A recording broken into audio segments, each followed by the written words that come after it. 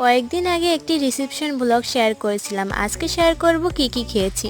তো প্রথমেই দিয়ে দিয়েছিল পোলাও ভাত, সাথে ছিল বেগুনি, একটু পর নিয়ে এসেছে ডাল, তারপর ছিল রোস্টটা বেশি একটা নরম ছিল না, কিন্তু খেতে ভালো ছিল। তারপর আমি একটু শসা খেতেছিলাম। একটু পর নিয়ে আসলো চিংড়ি মাছটা তো ছাড়াতে গিয়ে আমার নাজেহাল অবস্থা। চিংড়ি মাছটা বেশ ভালো লেগেছিল। তারপর ছিল খাসির মাংসটা দেখেই বুঝতে পারছো অনেকটা সফট ছিল। তারপর তো এই দই মিষ্টি দিয়েছে। খাওয়া কমপ্লিট, আর এই যে বউ বসে আছে, সবাই গিয়ে ছবি তুলতে আছে, আমরাও ছবি তুলেছিলাম একটু আগে। তারপর একটু ঘরের ভিতরে আসলাম, আর মা আমাকে একটা পান বানিয়ে দিল। পান খেতে খেতে বিয়ে বাড়ি থেকে রওনা দিলাম নিজের বাড়ির উদ্দেশ্যে। আর এখানে কতগুলো বড়ই বিক্রি করতেছিল। তারপর আমি একটা আইসক্রিম নিলাম।